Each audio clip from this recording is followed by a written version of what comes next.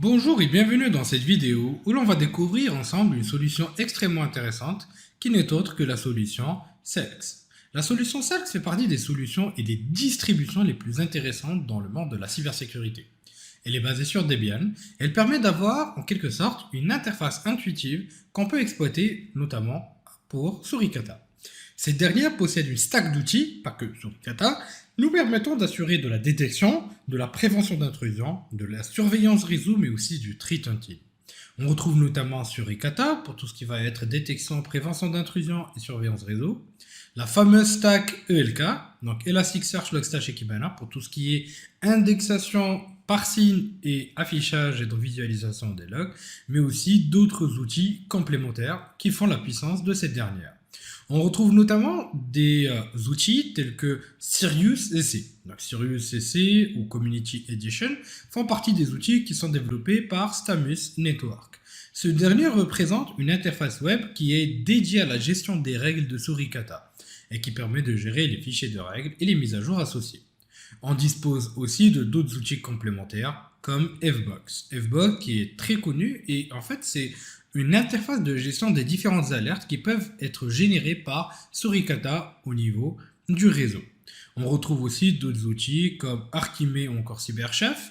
Arkime qui est un des outils les plus intéressants pour la capture de paquets.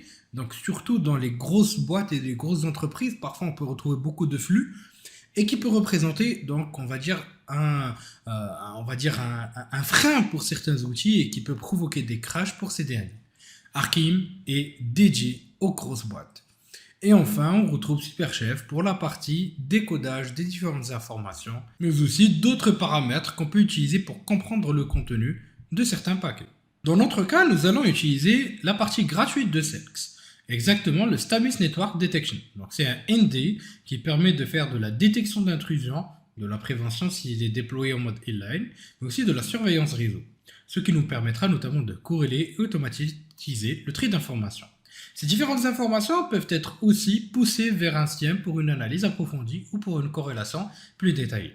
Il existe des versions payantes de Selx ou une version payante qu'on appelle NDR qui permet aussi bien la détection de menaces, mais aussi la réponse à incidents avec des moteurs de machine learning très puissants, mais aussi ce qu'on appelle une déclaration of compromise qui permet de détecter en temps réel les différentes ressources attaquées. Il faut savoir que derrière, lorsqu'on va pouvoir exploiter un réseau, quel qu'il soit, on va avoir plusieurs millions d'événements qui peuvent apparaître par semaine, voire par jour. Ces derniers vont être vraiment extrêmement difficiles à analyser en termes d'alerte. Lorsqu'on va avoir donc une solution, que ce soit un SIEM ou tout simplement une solution de corrélation de manière générale, ceci va nous permettre de pouvoir prioriser les événements et les filtrer pour se focaliser sur les plus intéressants.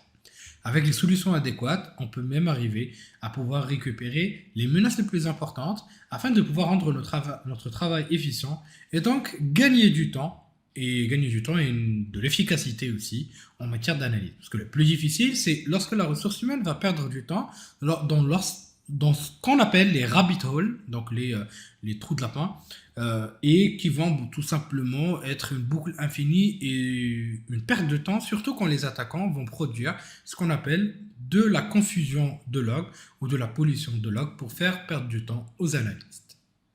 Pour utiliser Selx, nous allons donc créer une nouvelle machine virtuelle et nous allons donc récupérer l'interface de cette dernière. Donc l'interface qui nous permet notamment de pouvoir disposer d'un ISO, donc l'ISO de cette dernière, qui est disponible au niveau des ressources de la formation, mais aussi que vous pouvez récupérer sur le site officiel. Une fois que vous avez choisi son emplacement, on clique sur suivant. Donc c'est une Debian. Les Debian d'ailleurs sont très réputés pour la partie réseau. Je vais la nommer Selx.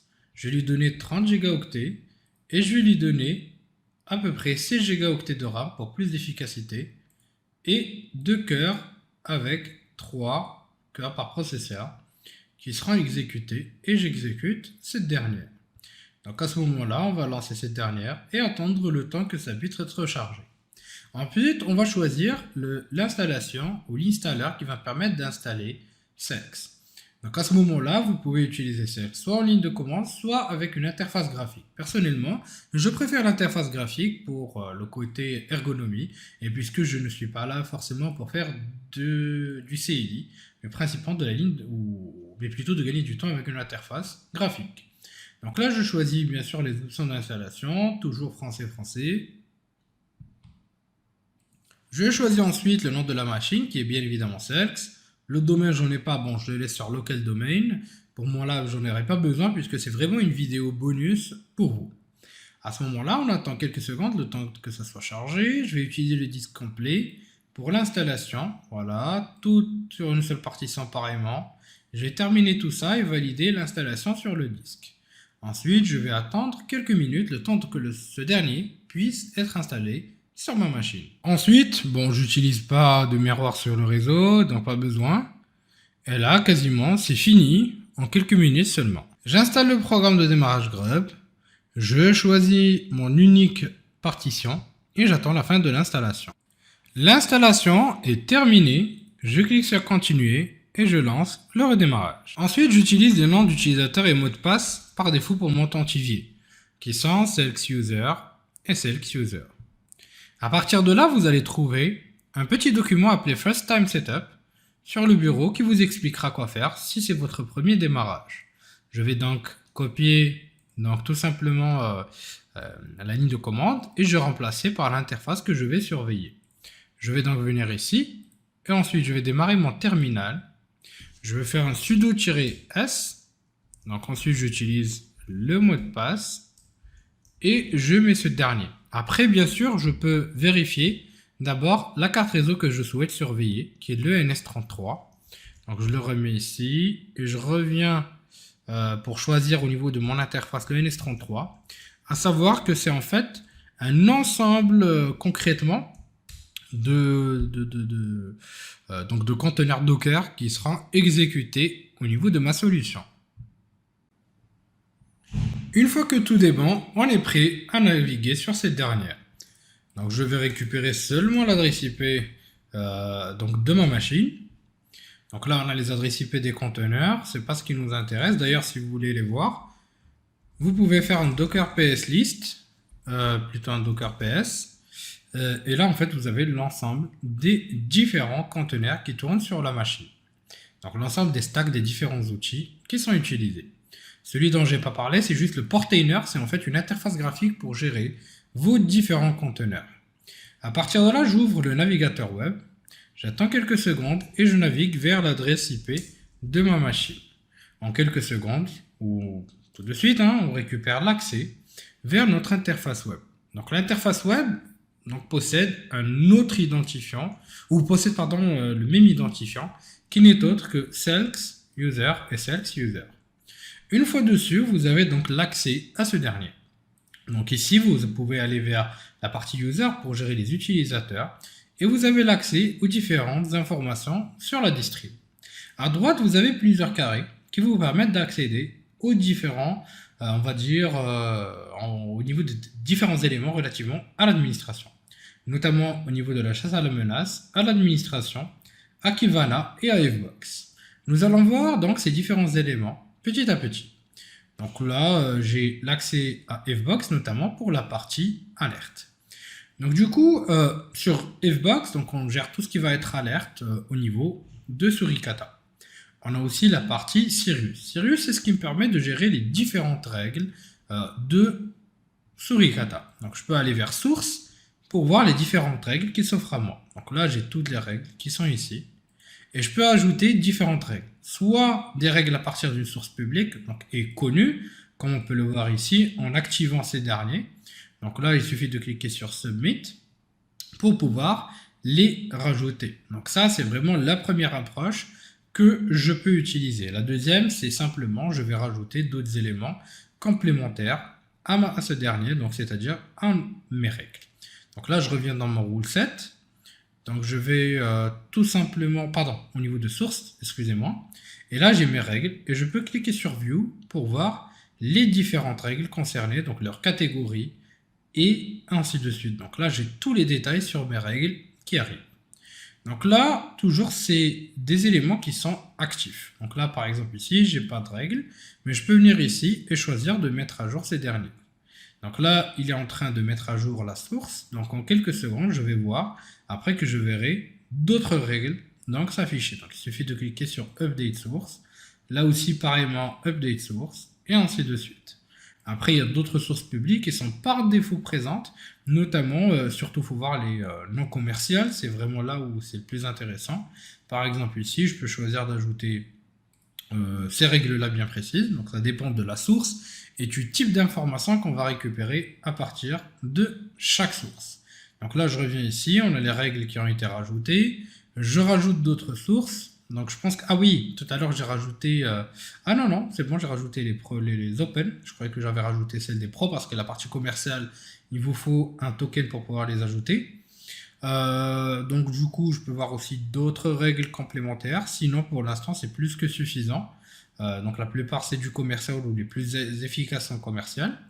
Donc comme je vous ai dit, pour voir l'ensemble des règles, vous cliquez juste sur View, les règles, et là, en fait, vous avez toutes les règles de manière détaillée. Et en cliquant dessus, vous avez les détails de la règle pour comprendre comment cette dernière va pouvoir fonctionner.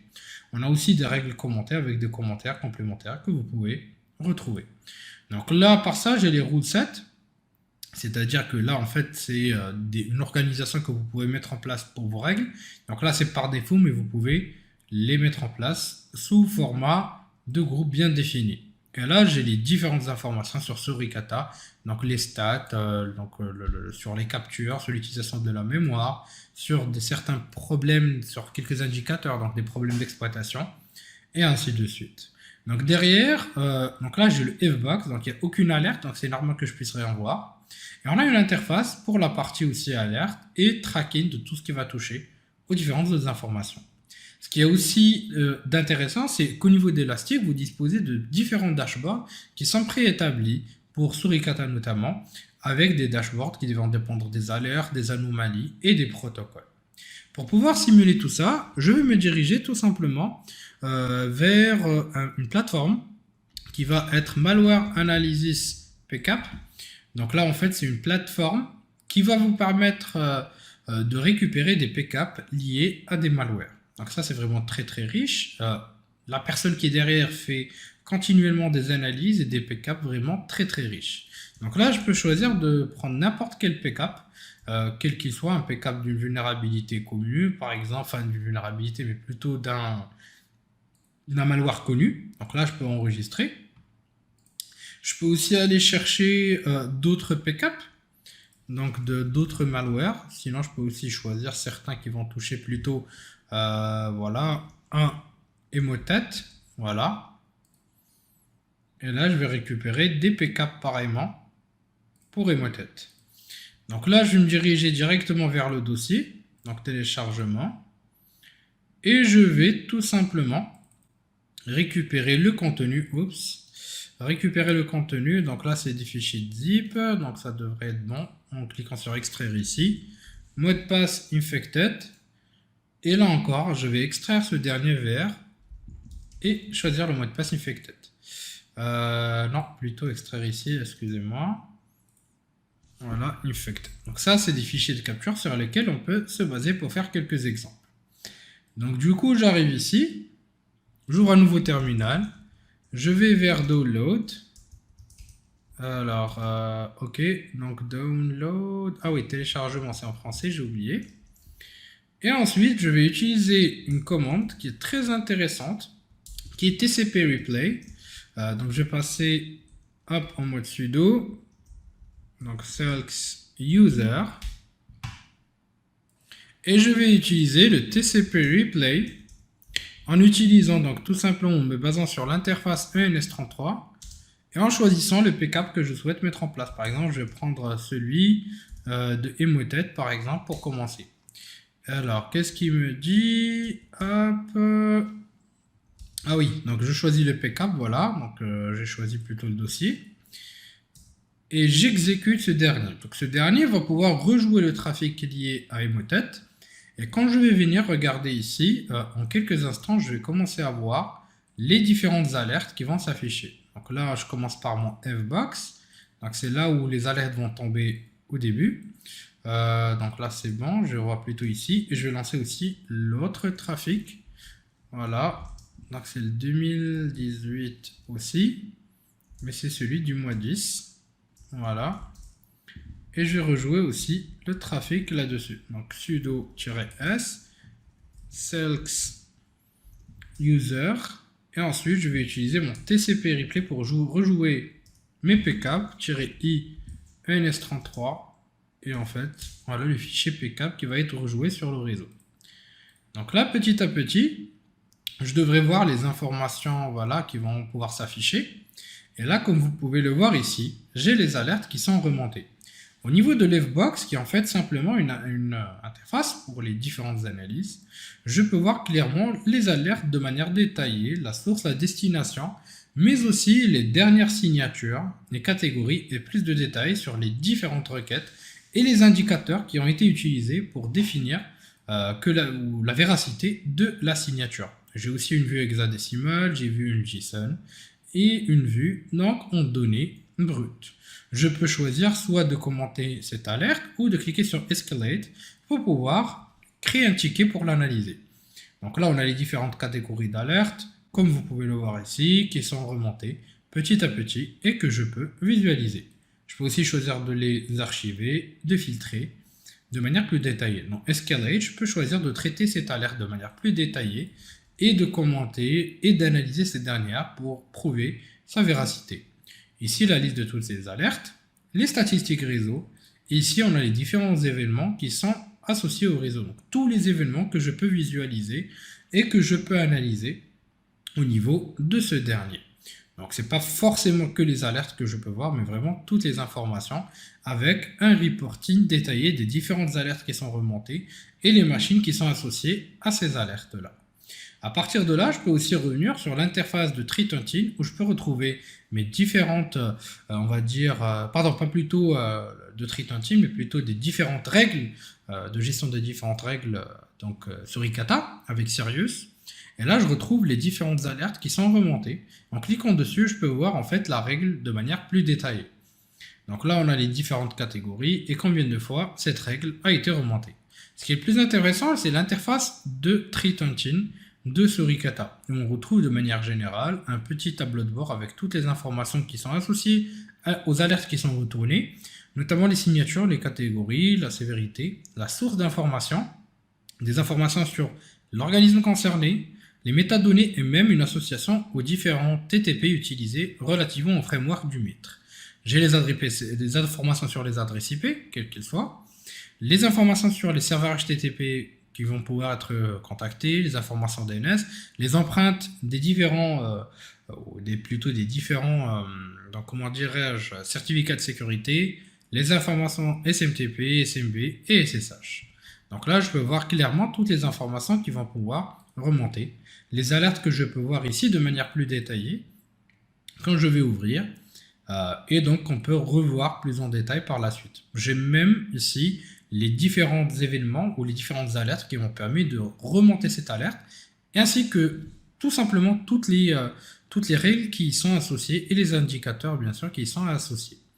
Donc là, je peux revenir ici, j'ai une vue synthétique avec toutes les informations que je peux utiliser afin de pouvoir effectuer des analyses plus détaillées. Les signatures vont suivre ici, donc avec le taux de détection et l'alerte en soi, et je peux bien sûr désactiver la règle si je remarque qu'on a beaucoup de faux positifs.